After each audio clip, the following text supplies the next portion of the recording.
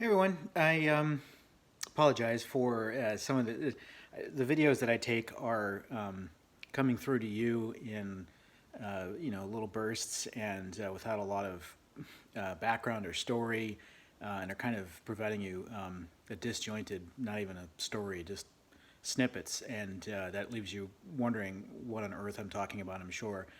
The problem that I'm encountering is that I post a lot of the details, like the story, in written form on the irv2.com forums, and I use YouTube as a place to upload supporting you know videos and whatnot, and that leaves you, if you're just viewing the video, sort of out in the cold. Um, and then it gets worse because I forget, like, kind of who I've told what. Did I post that in the forums? Did I post that in the videos? I don't want to duplicate details between the two, but I'm going to try and be better about that. So what I'm going to do now, in response to some recent comments, Jay, thank you for prodding me to do this. You're not the first. So there are two topics I want to talk about. First is the accident. And then the second, I want to talk about what's going to be happening in my life in about 4 weeks and the preparation between now and then. So the accident, I don't remember the date anymore, and that's not terribly important, but I was driving from Hartford, Connecticut, from the Five Star Fire Freightliner Service Center. I had just picked it up. Some work had been done on it, and I was bringing it up to Diamond RV in Massachusetts. It's about an hour north, on Route 91. It was 4 o'clock p.m., I think, on a Friday, and I was 10 minutes north of Hartford, so not an insignificant amount of traffic, as you can imagine, on an interstate. And I was in the slow lane, so the right-hand lane of three, and there was an on-ramp, and the way that particular on-ramp is designed, is the on-ramp becomes its own sort of fourth lane all the way to the right, and remains its own lane all the way until the following exit as an off-ramp. And there's a distance of, I would have to say, it's somewhere between a half mile to a mile. So, either way, plenty of time for somebody to merge into highway traffic. I was traveling under 65 miles an hour. The speed limit was 65, and I watched, as I always do. You have to. Two cars come on to the on ramp, and the first car sped up and merged in front of me, and the second car was slowly speeding up, and looked like they were going to speed up and pass in front of me. And for whatever reason, next thing I know, there was an impact on the front right bumper of the RV. The contact was with her driver's side sort of front quarter panel. I would say maybe the first quarter of her car had been, at that point, was ahead of my RV, and there was plenty of room ahead, so I had every reason to believe that she was going to pass and move in front of me. But next thing I know, there was an impact, and that caused her to come in front of the RV, so I kind of T-boned her and dragged her along a little bit on the highway, and then she exited to the left on the driver's side, impacted some scraping just basically happening on the front bumper, and going over to the left. And by going over to the left, I then clipped her rear, and that sent her into a complete spin out. She must have, I can't even imagine how many times she spun around. But in doing so, her car came around and impacted the driver's side of the RV in the wet bay area. So that's what you've been seeing in the videos. Spun around some more times, and then impacted the Jeep that I was towing. So both cars took significant damage, and I'll put some photos here for you to watch.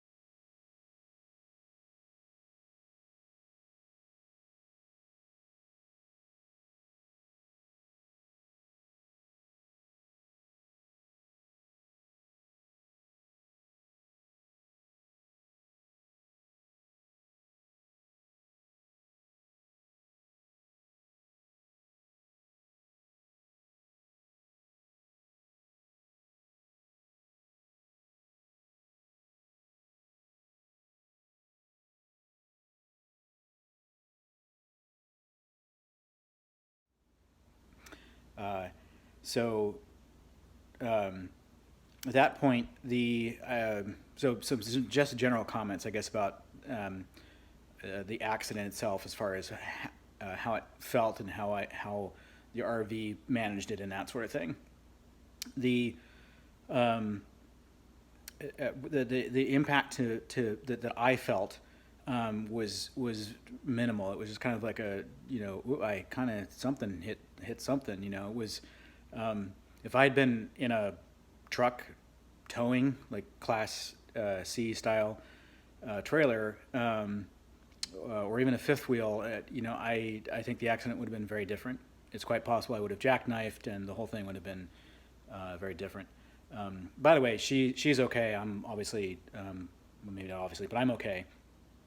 Her car was pretty damaged on both ends. I wouldn't be surprised if it was totaled. It was towed from the accident. The New Air fared pretty well. There was just damage, $10,000 worth of damage or so to the wet bay area. The front bumper, I was shocked at how little damage there was to it. So there was just some buffing and repainting and replacement of the diamond shield that I actually still need to do. And that was all that needed to be done for the front. But the wet bay definitely took a pretty big impact, and there was a lot of work back there. So, but the body shop did a good job making it look like nothing happened back there. So I'm pleased with that. The Jeep had some pretty significant damage. It might look bad, but it was actually worse. I mean, one of the things you don't want to hear from the repair shop, the body shop, was, wow, that was some pretty significant damage. This is going to take a while, and like that doesn't make me feel better. But the Jeep was, I couldn't really, I did not have the spare tire with me because the bike rack was interfering with having the spare tire on, so I wasn't carrying it. I left the Jeep where it was, picked up the spare tire the next day, and brought it back and replaced the tire, and I was able to drive the Jeep off in its condition to the body shop and leave it there. The RV, I proceeded to, I secured the wet bay door because it wasn't latching anymore. Yeah, and I drove the New Air up to Diamond RV, left it there for the service I had originally scheduled, and then for the repairs in the body shop and all that sort of thing. So that is the accident. You can see that from the pictures. I'm trying to remember what are the details to share. The Blue Ox base plate got pretty messed up. So a couple of good things there. The safety chains that are between the New Air and the Jeep could have come into play there if it had been if both sides of the base plate had been sheared off. So that's sort of an obvious sort of first person account of, okay, these chains are definitely important. More importantly, those safety cables are connected to a part of the base plate that remained undamaged. Would be pretty difficult to damage to the point of the safety chains coming off of those the eyes that those things connect to, due to the way they're mounted to the Jeep. But if the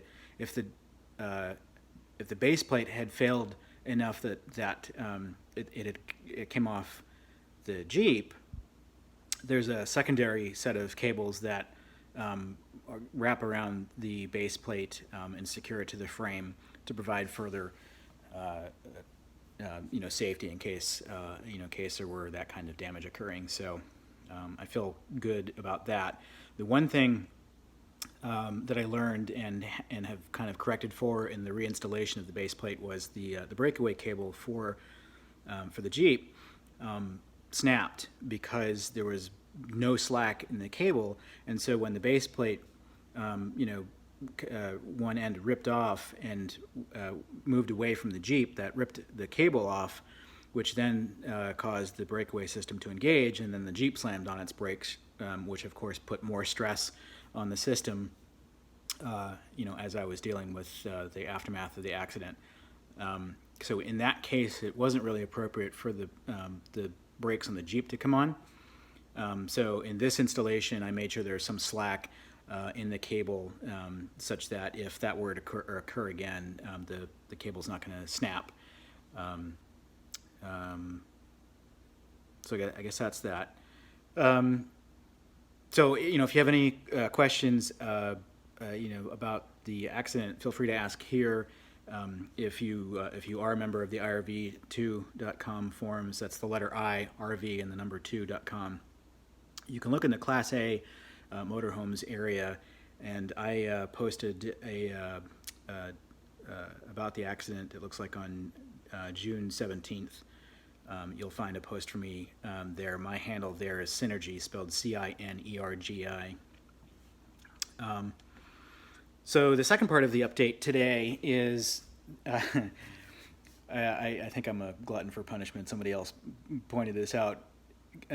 Given all the problems that I'm having, it seems strange to do something like this. But I'm selling my house. I've been in the market for buying a new home. I need to downsize the home and get a home that doesn't have a pool. So it's easier for me to leave and go on vacation and not worry about the pool being taken care of and that sort of thing, and also to reduce my financial load between having the new air and the home, and then spending money on tavel and all that sort of thing. So I've been looking for a while, and it's taking my time finding a home, and it's sort of the last straw that caused me to put the house on the market. I was pretty close to doing it. It feels to me like in this area the market is about to pop. The value of my home has gone up. What was it, 25%? A lot, just a lot. In the less than 5 years that I've been here, and it's absolutely insane to me how much how much the market is willing to pay for the house right now. So I can't imagine it's going to be able to keep going like this for much longer. So I felt like this would be a good time to get out and kind of take the money with it. And it's always good to sell before Labor Day. Folks want to move in with their kids and get them into school and all that sort of thing. So now's the time to do it. I forgot what I was going to say, but the last straw was a note in the mail from my bank saying your 5-year ARM, adjustable rate mortgage, is 5 years will have occurred as of January. And so my interest rate is going up. I thought I had a 7-year ARM. Turns out I had a 5. So I got the note, and the monthly payment is going to go up on the mortgage a lot. And so I decided that was the last straw. Put the house on the market. It sold before I even went on the market. So the house is, I've signed purchase and sale at this point. So this is a done deal. I can't back out of it now, really. Not that I would want to, but this is real. And closing is August 27th. So I got to be out of here on the 27th. I do not have a home to move to. And so that means the new area will be my home. I'm not even sure where I'm going to park it yet. So I have a number of different options, varying from possibly from parks. I still need to contact some of those and check availability, or family, maybe. Each one of those options, have their own issues. The parks might be tough because August 27th is still before Labor Day, and most people are booked up until and through Labor Day. Even more fun, I have a trip to Nova Scotia planned. September 6th, I think it is when we leave. I'm taking some friends up to Nova Scotia for a week and a half.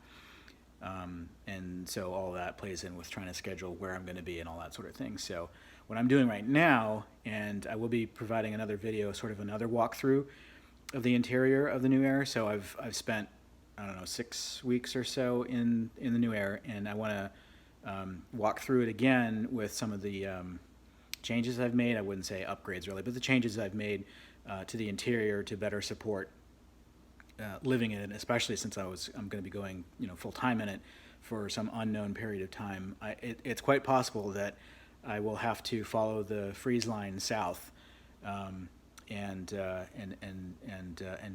live out of the RV for some time.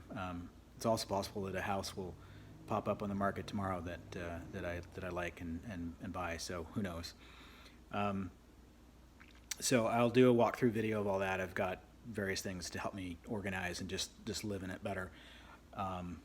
So that'll be coming. If you have any questions about any of that, again, certainly feel free to comment, ask questions there. And I hope to do a better job telling sort of the story of what I'm doing to give you a better background of what's going on. So if I'm not doing that, feel free to yell at me in comments, and I'm happy to do this. So thanks for watching, and we'll see you.